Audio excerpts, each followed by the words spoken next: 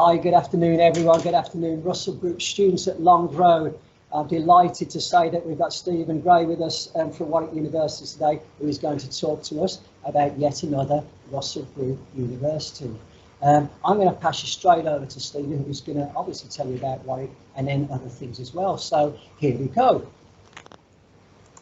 Thank you very much. Good afternoon, everyone. It's lovely to be with you today on this lovely sunny day. I'm sure it's absolutely glorious in Cambridge. So thank you very much for joining me. So my name's Stephen. I work on the student recruitment team here at Warwick, and I'd like to just spend a few minutes telling you what makes Warwick such an exciting place to live, work and study. So here we go. Why Warwick? Well, Warwick is a young, ambitious and enterprising university. We have a constant desire to challenge convention and create something new. And I think that really sets us apart from many of our competitors. So if you are very bright, if you're passionate about your subject and you're wanting to study in a modern, progressive campus environment, then we could be a really good choice for you. So we are, as I mentioned, a relatively young university. We're just over 50 years old, but I think it's fair to say that we've come a long way in a relatively short space of time. And today we're firmly established as one of the top universities in the UK, as you can see from those current rankings on the screen. And of course, reputation is important, but I think it's the experience that we can offer you as a Warwick student that really goes far beyond any rankings. And that's what I really want to give you a taste of this afternoon. So we are very much a campus university. That is to say, everything's on one site. This is what the campus looks like. It's a close-knit community of staff and students from all over the world. And what I hope you'll pick up on today is that there's a real energy to the place. It's buzzing with activity. It's a really exciting place to be. We're really looking forward to when we can open up again and you'll be able to come and visit the campus in person. In the meantime, we will have virtual open days on the 17th, 18th and 19th of June. So do book onto those if you'd like to come and visit us virtually, at least. It'd be great to see you. Okay. If you come to Warwick, you'll be joining our campus of curiosity. What do I mean by that? Well, we are a research-led university. That is to say that the academics are at the cutting edge of their subjects. And that's a really exciting way to learn. These are all the courses that we offer. We have 3 faculties, as you can see: arts and humanities, science, engineering and medicine, and social sciences. There's a list of all of our departments there. Hopefully you'll find something that interests you. And whichever course you choose, you will be studying on our campus. So let me just flag up some of the highlights of campus life. First of all, it's a fantastic place to meet people and to make friends. To that end, we have several bars, restaurants and a nightclub on campus. This is the Copper Rooms in action in pre-COVID days. Obviously, some of these outlets have been closed during COVID, but it's great to see life starting to get back to normal and some places reopening. We have tea shops, banks, a post office, a grocery store, all on campus. So it really is kind of a self-contained community with everything that you need there on your doorstep. We're also fortunate to have lots of green space as well. So if you just want to get away from it all, if you're preparing for an essay or a presentation and you need a bit of headspace, then we've got some lovely lakes and woodland in and around our campus. Now, the campus is constantly evolving, so I just want to draw your attention to a couple of recent developments. First one's pretty exciting. If you like your sport, we have a brand new sport and wellness hub on campus. This is a £50 million development, and among other things, it has a 230 station gym, a 25-lane swimming pool, 6 squash courts, and as you can see in that picture, one of the biggest climbing walls in the HE sector. As part of our campaign to get all of our students physically active, Whether you just want to go and work out at the gym, or whether you take your sport pretty seriously and you want to play at a competitive level, then there are loads of opportunities to do just that. So that's the Sport and Wellness Hub. Another exciting development that sits right at the heart of our campus is the Warwick Arts Centre. Already one of the biggest venues of its kind outside of London. It's currently being massively extended and refurbished to reopen later on in 2021. 2021 is a significant year for us, I'll tell you why a bit later on. But when it reopens, it will have 3 cinema screens, 2 theatres, an art gallery and a concert hall, all under the one roof. And incidentally, that is where you'll graduate as a Warwick student as well. And graduation at Warwick is pretty special, I can tell you. Okay, so that's the Warwick Arts Centre. Moving on then, one of the big questions you probably have about going to university is whereabouts are you going to live when you get there? It's an important question. Well, one of the great things about coming to Warwick is that you will live right here on campus for your first year. So we guarantee you a room in halls for your first year. And that really is a great way to settle in, get to know people. You can see some of the halls flashing up now. Different halls to suit different budgets, different personalities. Some of them have ensuite bathrooms and some don't, but all really nice places to live. And as I say, just a brilliant way to settle in, get to know people and enjoy everything that campus has to offer on your doorstep in that first year. But what happens after the first year? Well, it's normally expected that you get somewhere to live in the local area. And that brings me on to our location. People often ask me, where is Warwick? And I say we are in the middle, and we are right in the middle of the country. The nice thing about that is that it's really accessible. So if you want to go down to London, it's just an hour away by train from Coventry. If you want to go to Birmingham, that's just a stone's throw away by train as well. And just in our local area, we have some fabulous historic towns, places like Warwick and Stratford-upon-Avon. But you might be surprised to learn that our local city isn't Warwick. It is, in fact, Coventry. So our campus is just 3.5 miles from Coventry city centre, and Coventry is a thriving city. It's got 2 big universities. Students make up about 6% of the population, so there's a lot going on in Cov, as the locals call it. And yeah, really vibrant city. And as some of you may have noticed in the press, we have been awarded, or Coventry has been awarded, the title of City of Culture 2021. So that means that it's a really exciting time to be here in the city. It's just started off in May. It was slightly delayed because of COVID, but there's just going to be so much going on in terms of arts and live events and cultural events on and off campus throughout the rest of this year. So it's a fantastic city, and we're really proud to be part of City of Culture. And that's certainly a good option for accommodation after your first year. Another one that's very popular with our students is Lemmington Spa. So Lemmington is a beautiful Regency town.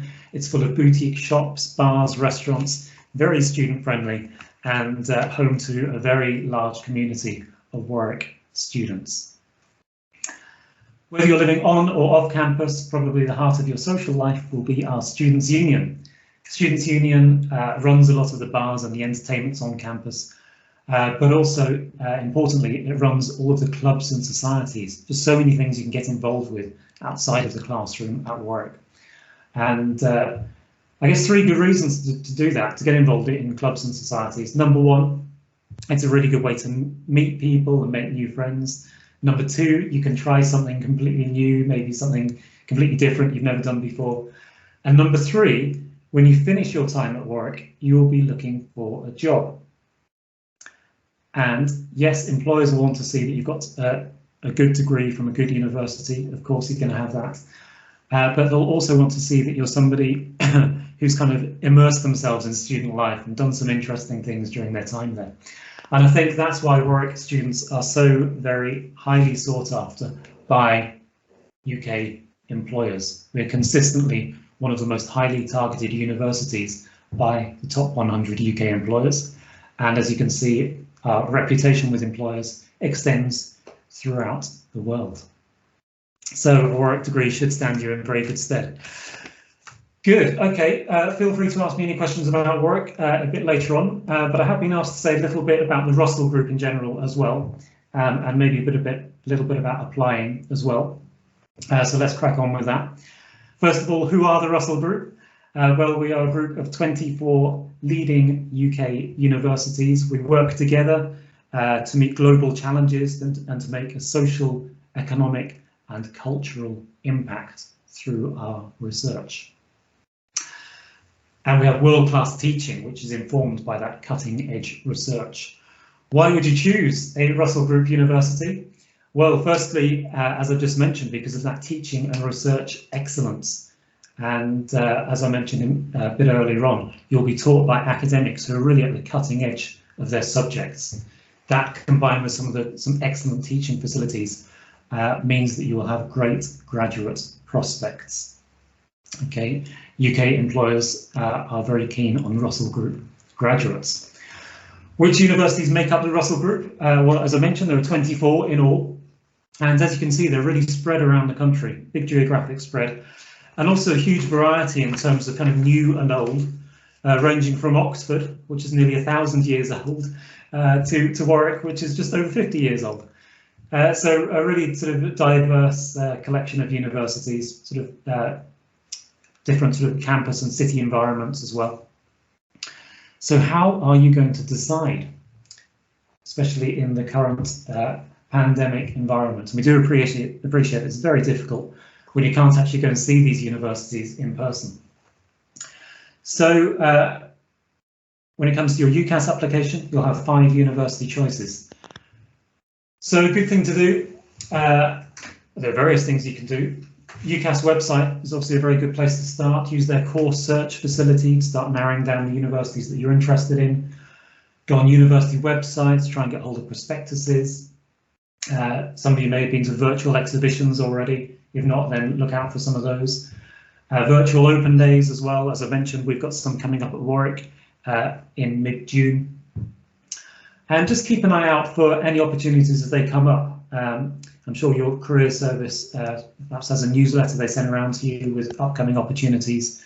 So yeah, keep your eye out for anything that you can get involved in, which will help you with that university research. Let's just spend a few minutes talking about applications now. So applying to a Russell Group university. First thing you need to be aware of are the key deadlines. So for all of our courses at Warwick, the deadline is January, but if you're applying for Oxford and Cambridge, Oxford or Cambridge, or if you're applying for courses in medicine, maybe veterinary science, dentistry, courses like that, just be aware they do have an earlier deadline of the 15th of October. Okay, if you're applying for anything else, as say any courses at Warwick, then the deadline is in January, and next year it's going to be the 26th of January. We'd recommend that you get your application in as early as possible and definitely before that 26th of January deadline, because we are obliged as a university to give equal consideration to all applications we receive before that date. You can apply after the 26th of January, but it's not guaranteed that you will get equal consideration. Okay, so do make sure you get your form in good time. Be aware of the entry requirements. These range from course to course and from university to university. So at Warwick, they range kind of at the bottom end from A, B, B, and they go up to A star, A star, A. That would be if you're applying for maths or computer science. Be aware that some subjects require specific A levels. So for example, if you're applying for engineering, you will need mathematics and physics. So do have a good look at the entry requirements on the website and any specific subjects you may need. Be aware that some universities will require additional admissions tests as well as your A levels. So for example, the BMAT for medicine, LNAT for law. The only one we ask for at Warwick is STEP for mathematics. Okay, so the all-important question, what are admissions tutors looking for? Essentially, it's 3 elements. It's your academic qualifications, your achieved grades and your predicted grades. It's your personal statement and your teacher's reference. And at Warwick, we take a holistic approach to the application. We'll consider all of those elements when we are deciding whether or not to make you an offer. So the personal statement is the thing that tends to cause people the most concern. So I'm just going to spend a few minutes just having a look at that now. What is it that universities are looking for in your personal statement? Well, first and foremost, it needs to focus on your interest in the subject. That's really what we're looking for, is your motivation. Why do you want to study the subject? It needs to be analytical, reflective. It needs to be well written and structured. And it needs to be personal to you. So, in a little bit more detail, show your commitment to the subject.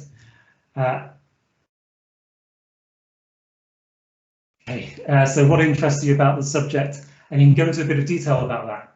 So talk about your current studies at A-level, but also any wider reading you've done around the subject.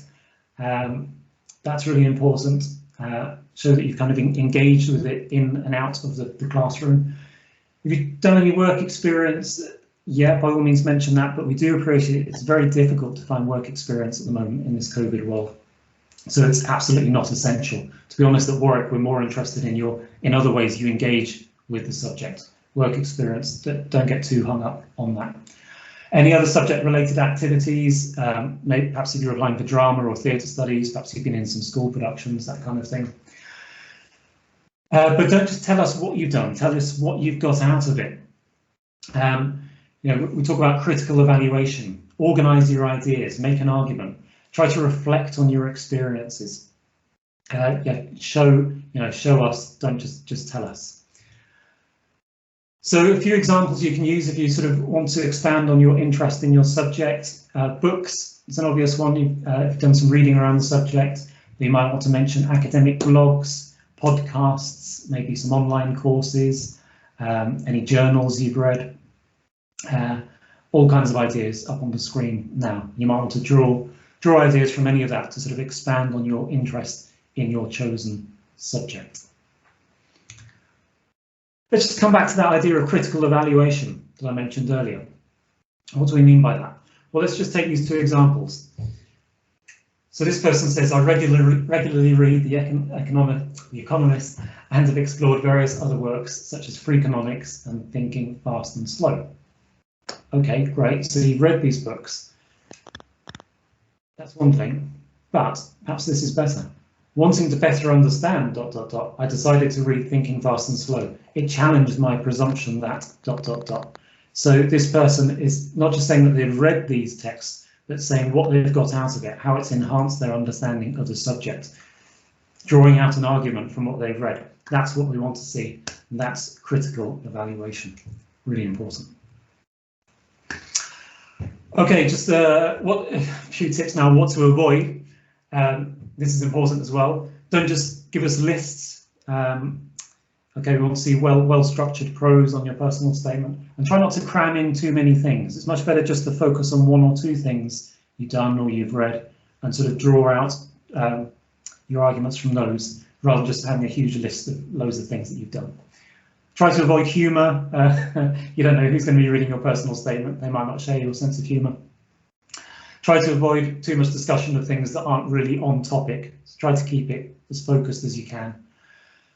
Don't mention books you've only read the blurb of. Yeah, make sure you have read the books that you mentioned on your personal statement. And you know what? A good reason for that is that you might be invited for an interview at any of the universities you've applied to. And the interviewer can ask you about anything you mentioned on your personal statement. Okay, might ask you about books you've read, might ask you about hobbies you've mentioned, interests. So be prepared. Anything you put on your personal statement, be prepared to back it up in an interview situation. Lastly, avoid plagiarism. That's where you copy somebody else's work and pass it off as your own.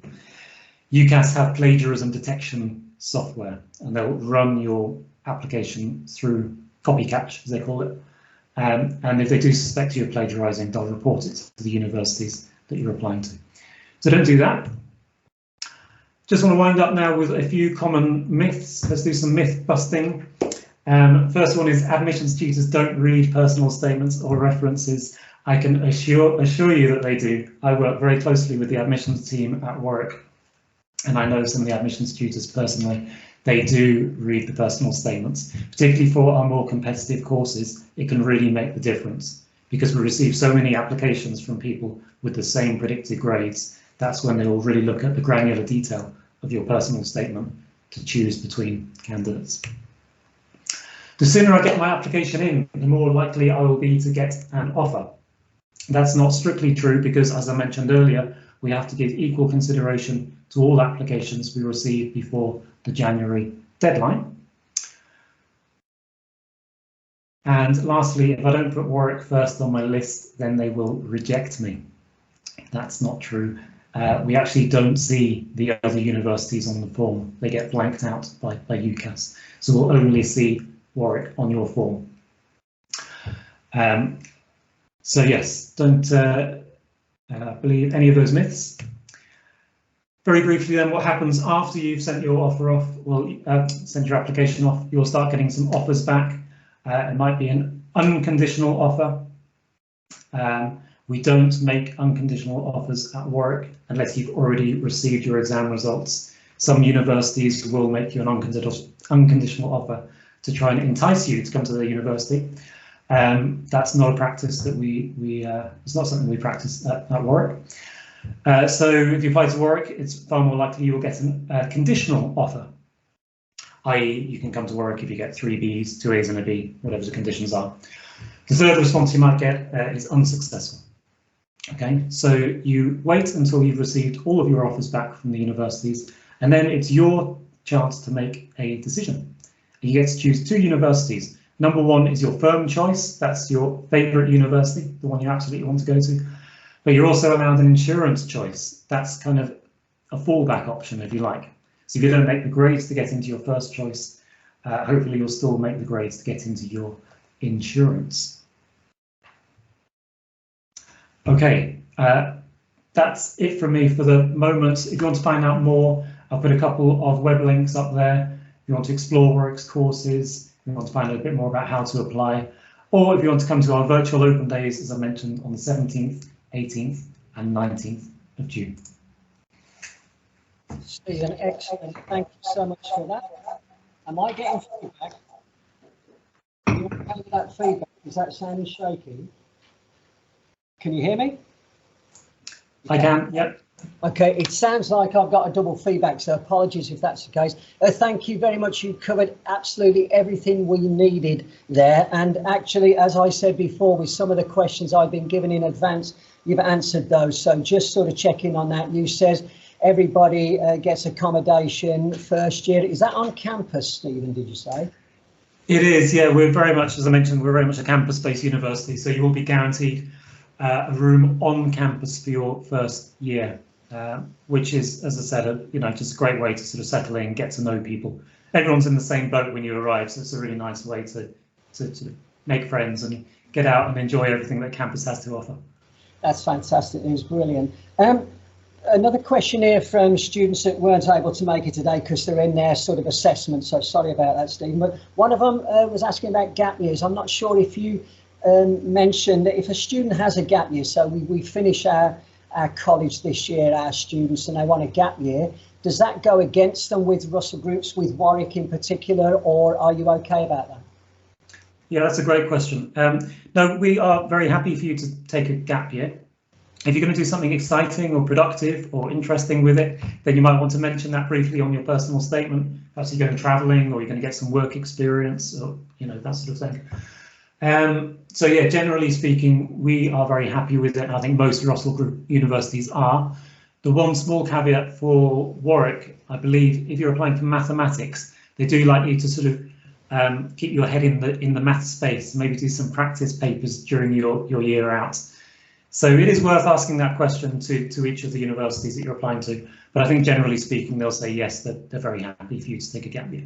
Yeah, so you're almost saying now, as long as you make that gap year productive as such, and you can put some in your personal statement. Okay, fantastic, that's brilliant. Before I forget, by the way, any students who are with us today, if you want to put in a question on the chat box there, do so while I'm asking Stephen a couple more questions. Pierre, I'd like a question from you, Olivia, etc. Think of some questions if you could, but let me go on at the moment. Anyway, EPQ was one of the questions that came to me from one of my students that couldn't make it today. Do you like EPQs, or do you fob them off as a waste of time? That wasn't her question, words, that was mine, Stephen. They're certainly not a waste of time. So no, absolutely not. We like to see the EPQ, and it can provide really good material for your personal statement, particularly if it relates to the subject that you're applying to. So yeah, it's a really good thing to have. That said, we won't make you a lower grade offer, I'm afraid. Some universities will, so it's absolutely worth asking that question. I know of at least one Russell Group university that does that. But yeah, we won't give you a lower grade offer. That's a great thing to have, and do bear it in mind for your personal statement as well. That's good stuff, because I think a number of our students are doing the EPQ, so that still keeps it valuable for us. Brilliant. Here's a really interesting question I've not seen before from one of my students here. Can I apply for 2 different degrees at Warwick on the application? I can only assume what he means there is, computer science and maths, something like that. Is that possible? Yeah, absolutely. You can apply to more than one course at one university, but just bear in mind that it will use up 2 of your choices on your Ucas application. You only have five choices, so that will use 2 of them up, even though they're at the same university. The other thing to bear in mind is with your personal statement. So if you are applying for different subjects, you can only write one personal statement. So whatever you put in your personal statement has to cover your interest in any subject, any or all subjects that you're applying to. So it's a good idea to have a common theme running through all of the subjects that you're applying to. Otherwise, it makes the personal statement a little bit tricky content-wise. Okay. But yeah, absolutely. If you're applying for something like computer science and maths, as an example, there's natural crossover there. So yeah. Well, Pierre's put something in the chat box there, which is relating to maths there, and is, do you look at a 4th A level, for example, further mathematics when applying for engineering? Yeah, absolutely. Lots of people apply to Warwick with 4 A levels, and yeah, further maths can be useful. We'll only make an offer across 3 A levels though. So normally we'll take your top 3 A levels, but it needs to include any specific A levels that we asked for in the conditions of your offer. Okay, fantastic. Actually, I'm getting a couple more coming in, but one more question I know I'm interested in as well here, which is interesting. You mentioned there about your more competitive courses. Could you tell us maybe what your more competitive courses are, Stephen? Yeah, I can give you a few examples. We're very well known for economics at Warwick, and I can tell you now that that is very competitive. So, as a minimum, you'll need to meet the entrance requirements of A star, AA, including maths. But over and above that, you'll need to write an outstanding personal statement. And as I mentioned in the talk earlier, that's where your personal statement can really sort of make or break your application, because we get so many applications from people expected to get A star, AA or above. So economics would be one, maths would be another, business studies, law. Those are some of our super popular courses. Yeah. Fantastic. And Mona has actually put in a chat box there. Would there be any entrance exams if I wanted to take economics? No entrance exams, no. So we take a holistic approach to your application, as I mentioned earlier. So we'll be looking at your predicted grades, personal statement and teacher's reference, but no additional entrance exams. The only additional sort of entrance exam we do require is for maths, and that's the STEP paper. Yeah, okay, fantastic, right. I think there was one more. Yeah, I was interested there, actually, and it's sort of kind of relating to Mona's questionnaire about taking an entrance exam. You also said that technically you could be called for interview as well, which I find interesting. And what's the likelihood of that? Not that it's a problem. It's not likely at Warwick because we don't interview very much at all. There's a couple of exceptions. I think our theatre studies department do interview. On the whole, we don't, which is why your Ucas application is so important. When I mentioned it just now, it was sort of relating to our Russell group, our fellow universities within the Russell group, because some of them might interview for particular courses. It's just something to be aware of. As I mentioned, if anything you put on your personal statement, just be prepared in case you do get invited for an interview. you're going to need to back that up, anything you've claimed to have done. I think that's a really good point. So that's fantastic. If any students have got any other questions, quickly put them in the chat box now, because we've got 2 minutes left. I just want to reiterate something, by the way. And of course, yeah, I'm aware that it's the city of culture as well. Coventry is, which is the nearest city to you. And may I just sort of tell our students that Coventry is a fantastic city. And that coming from someone from Birmingham is quite something to say. But I think it's a great place. My best friend, when I was doing my A-levels, went to Warwick, and I came down to London University. But I used to visit my best friend at Warwick, and it was absolutely fantastic. I think for that student life, the campus and the cities around.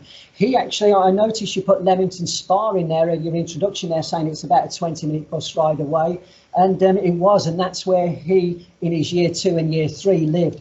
And it was a fantastic, it's just a lovely place to, I think, live, you know, and it's close enough to Cambridge. It's not too far away. So I think as well, one of the other things that I think is going really strong for Warwick, for us at Long Road, is you're only an hour and a half away, a gentle ride sort of A14 and a bit of M6, M1, whichever way you want to go. And you are at one of the best universities, not only in the country, but in the world. So it's really good that you've been able to spend 40 odd minutes with us today, Stephen. Thank you very much. It looks like my students are happy with all the Q&A that's gone on. So I just want to say, on behalf of Long Road, thank you very much for giving your time today. And we'll look at the virtual tours, but by golly, hopefully next year I'll be able to bring a coach load of students up, if we can organise it, to come and visit your fantastic university, if that's all right. Fingers crossed, we'd love to see you all. Yeah. Okay, thank you very much. Thanks for having me today. No problem, Stephen. Thank you now. Bye-bye now. Bye.